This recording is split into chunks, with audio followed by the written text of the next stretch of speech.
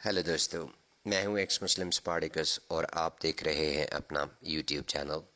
दोस्तों, कुरान और इस्लाम को एक्सपोज करने के काम को जारी रखने के लिए मुझे आपकी सपोर्ट की बेहद ज़रूरत है और ये सपोर्ट आप मुझे पेट्रियन के ज़रिए और पेपाल के ज़रिए कर सकते हैं। पेट्रियन और पेपाल के लिंक्स आपको पिन कमेंट में मिल जाएंगे।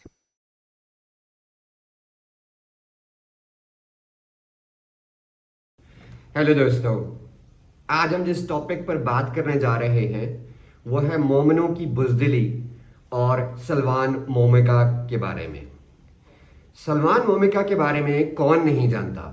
ये इराकी शख्स है जो स्वीडन में 2018 में गया था और 2021 में इसे वहां का रेफ्यूजी स्टेटस मिला। ये वही शख्स है जिसने कुछ महीने पहले जलाया तो कुरान था, लेकिन धुएं मोमिनीन के पिछवाड़े से निकल रहे थे। पूरी दुनिया में मुसलमानों ने इस बात पर एहतजाज किया, बल्कि इराक ने तो स्वीडन के सफीर को भी अपने मुल्क से निकाल दिया था। अभी कुछ अर्सा पहले स्वीडन में इराकी एम्बेसी के सामने इस मोमिका ने एक बार फिर कुरान की तौहीन की, लेकिन इस बार उसने कुरान को जलाया नहीं, बल्कि सूअर का गोश्त कुरान पर डालकर कुरान को ठोकरे मारता रहा और तंजिया तौर पर अल्लाह अकबर के नारे लगाता रहा। साथ ही साथ इसका यह मुतालबा भी है कि स्वीडन में कुरान को बैन कर दिया जाए, लेकिन यह शायद मुमकिन नहीं होगा, क्योंकि स्वीडन एक ऐसा मुल्क है जो ना सिर्फ फ्रीडम ऑफ एक्सप्रेशन पे यकीन रखता है, बल्कि फ्रीडम ऑफ रिलीजन की भी पूरी आजादी है। वो अलग बात है कि कुरान जैसी किताब जो काफिरों के लिए गालियों से भरी पड़ी है, उसे पूरी दुनिया में बैन होना चाहिए। ये सब करने के लिए उसने अदालत से बाकायदा इजाजत ली थी। उसने ऐसा क्यों किया? क्या उसने ये सब फ्रीडम ऑफ स्पीच के लिए किया या ऐसा करने के पीछे उसके कोई और मकासद थे? ये मैं आपको थोड़ा आगे चलकर बताता हूँ। अभी हम बात करने वाले हैं सलमान मोमिका और एक मोमिन के होने वाले बॉक्सिंग मैच की। जब उसने कुरान जलाया था तो उसे ये पता था कि मुसलमान उस पर हमला करेंगे, और हम सबको भी यही लग रहा था कि अगर मोमिका किसी मोमिन के हत्थे चढ़ गया तो ये नहीं बचेगा। शैतानी आयात के राइटर सर सलमान रश्दी को मुसलमान आज तक नहीं भूले, और अभी कुछ माह पहले एक मोमिन ने छुरियों से हमला करके उनको जख्मी कर दिया था और सर सलमान रश्दी को अपनी एक आंख शहीद करवानी पड़ी थी। जब वो उनको नहीं भूले तो ये मोमिका को कैसे भूल जाएंगे मोमिनीन? ये तो होना ही था। सलमान पर हमला कैसे हुआ, आइए इस वीडियो में देखते हैं।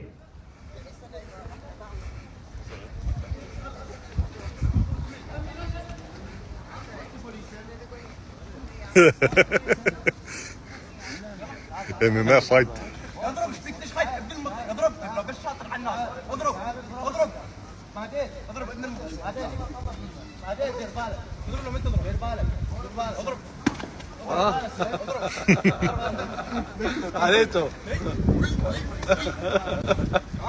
इस वीडियो को देखने के बाद मेरी हंसी नहीं रुक रही थी। अल्लाह मियाँ जो कुरान की सूरह अल हिजर में फरमाते हैं, इन्ना नहनु नज़लना ज़िक्रा व इन्ना लहू लहाफ़िज़ून, जिसका तर्जुमा है बेशक हमने ये कुरान उतारा है और हम ही इसके नेगेबान यानी हिफाजत करने वाले हैं। अल्लाह मियाँ कभी कभी गजनी बन जाते हैं और अल्लाह मियाँ को याद भी नहीं रहता कि उन्होंने कुरान में कौन कौन से दावे कर रखे हैं। या हो सकता है कि अल्लाह मियाँ को याद तो हो कि उन्होंने क्या क्या दावे कर रखे हैं, लेकिन वो चर्स पीने के इतने आदी हो गए हों कि उनकी आंख ही ना खुलती हो कि कुरान को सिर्फ उतारना नहीं था बल्कि उसकी हिफाजत भी करनी थी। अल्लाह मियाँ तो हिफाजत करने में नाकाम रह गए, इसलिए अल्लाह मियाँ ने इस केकड़े के हाथ में ग्लव्स पहनाकर भेज दिया कि जाओ जिस शख्स ने कुरान की बेहुरमती की है उससे बदला लो। केकड़े ने बदला क्या लेना था, वो तो खुद ग्लव्स के वजन से डामाडोल हो रहा था। फ्रांस,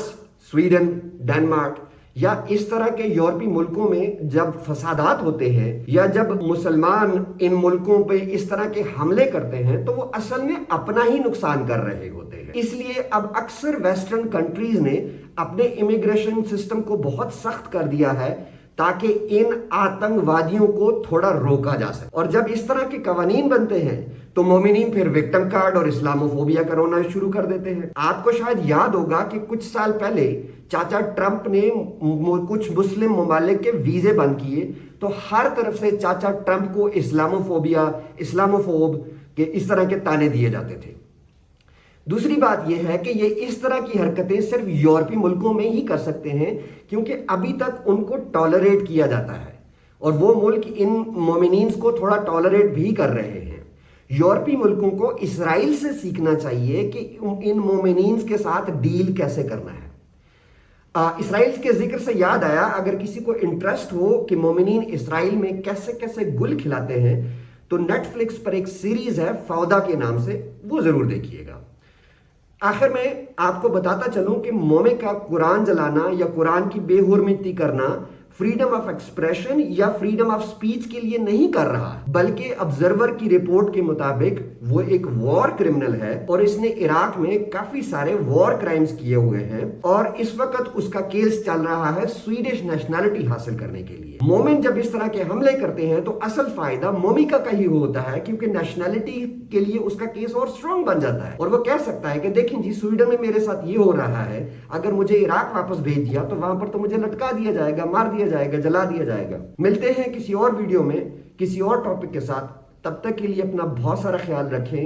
دھنیہ واد۔